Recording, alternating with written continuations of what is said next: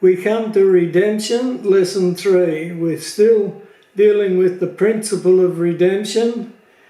In lesson 2, we finished up by understanding that God, because he loves us, decided to make it possible for us to be restored to him. In his foreknowledge, he counted the awful and tremendous cost of our redemption, and he decided that he loved us so much that he would ransom us, that he would buy us back out of the slave market of sin and set us free. This is a miracle of divine love and grace beyond our comprehension, but he also, as we will see, does even more than this. So that we're going to go on and ask ourselves, how will God achieve this matter of redemption?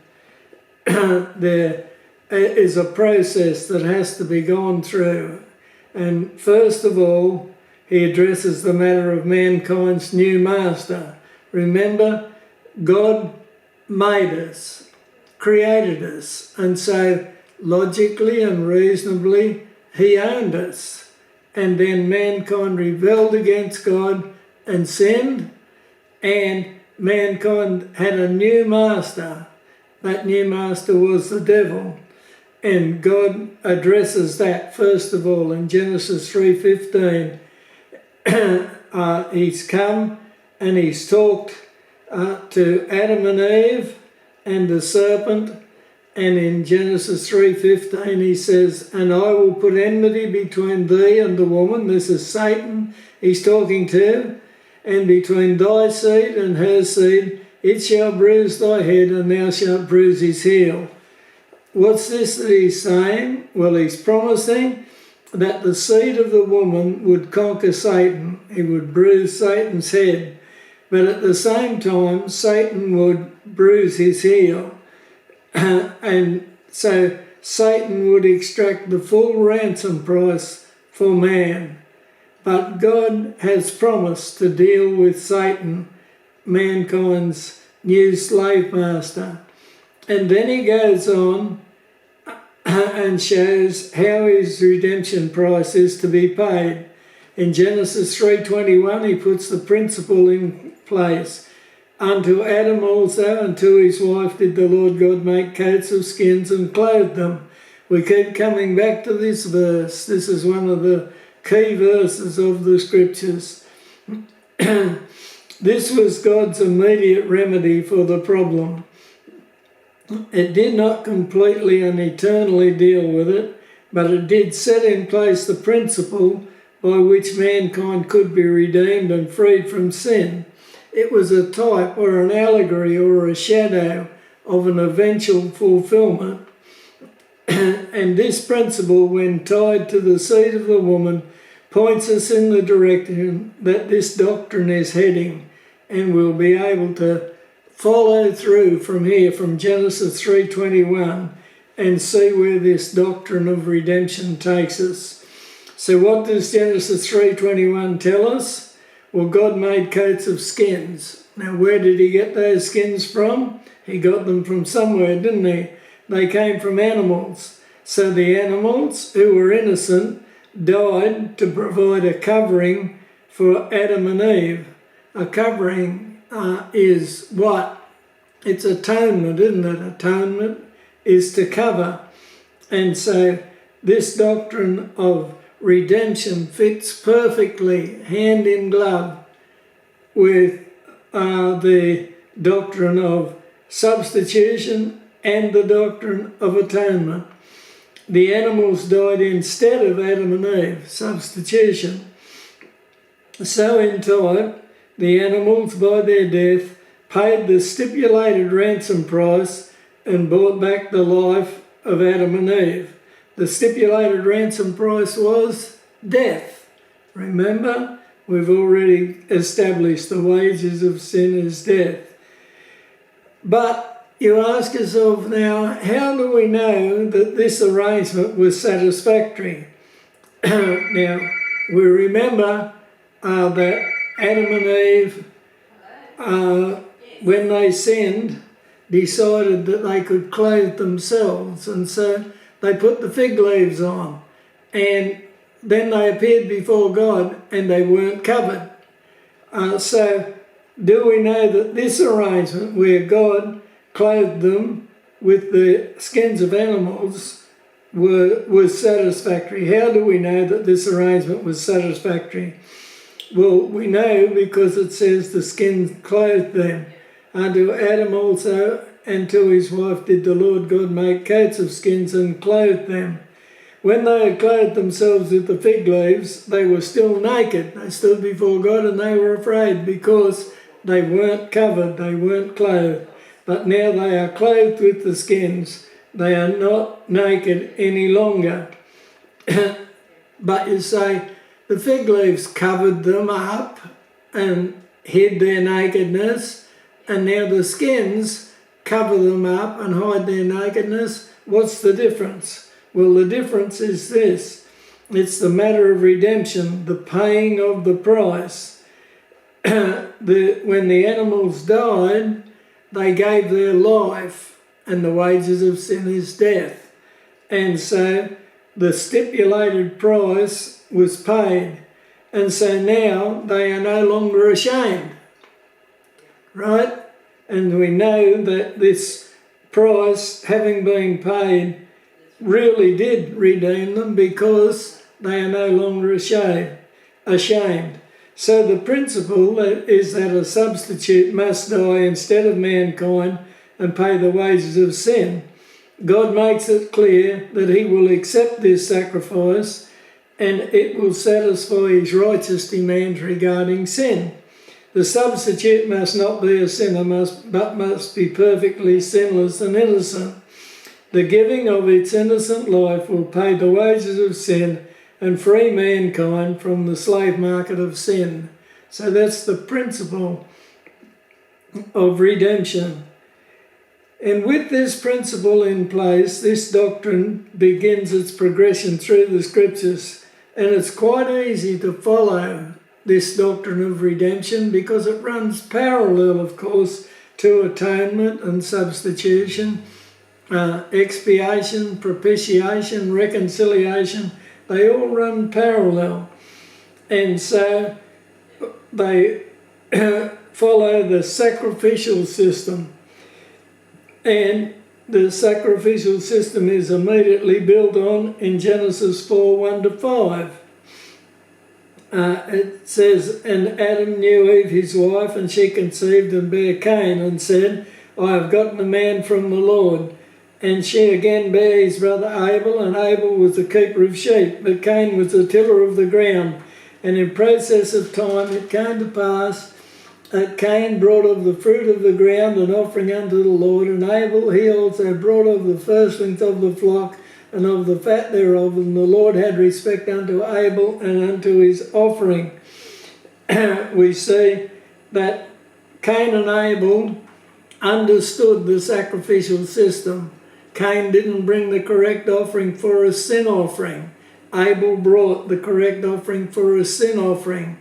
And they understood that to be redeemed, to be made right with God again, for their sins to be covered, there had to be this sacrifice of a spotless, sinless animal in their place. And then in Genesis 8, we have the story of Noah after the flood, 8:20. And when Noah came out of the ark, it says, and Noah builded an altar unto the Lord, and took of every clean beast and of every clean fowl, and offered burnt offerings on the altar. And the Lord smelled a sweet savour, and the Lord said in his heart, I will not again curse the ground any more for man's sake. And so we've got the sacrificial system set in place. We need to just note here that the ark that Noah built is also a wonderful type of redemption, buying back mankind from death, paying the price to redeem them, taking their judgment on itself, covering them. Remember, the ark was covered within and without with bitumen. and this is a type of atonement of the covering.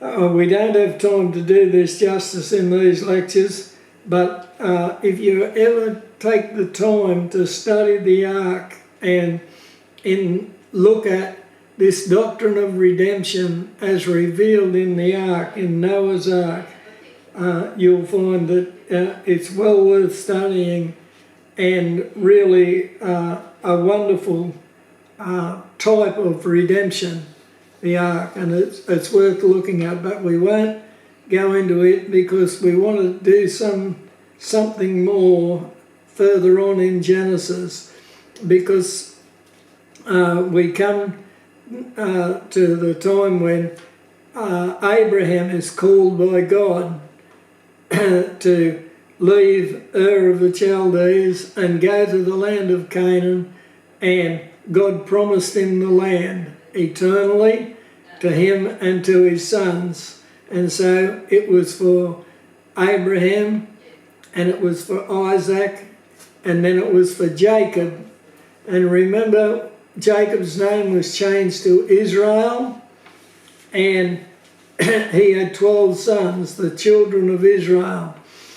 And his second youngest son was Joseph.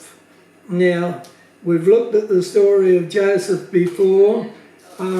He was the son who was favoured by his father, Israel. And his father gave him a coat of many colours. And we're just going to look at the story of Joseph and get a picture, because the story, the concept of redemption comes through here in a wonderful way. If we look at Genesis 37, and we'll read the first 3 verses. And Jacob dwelt in the land wherein his father was a stranger, in the land of Canaan. These are the generations of Jacob. Joseph, being 17 years old, was feeding the flock with his brethren, and the lad was with the sons of Bilhah and with the sons of Zilpah, his father's wives. And Joseph brought unto his father their evil report. Now Israel loved Joseph more than all his children, because he was the son of his old age, and he made him a coat of many colours. And so we see Joseph was the beloved son of his father. His father loved him, and he made him a coat of many colours. So he was the loved son of his father, and he was privileged. But when his brethren saw that their father loved him more than all his brethren, they hated him and could not speak peaceably unto him. So he was the beloved son of his father, but he was hated by his brethren. And then we discover too that he was ordained to headship.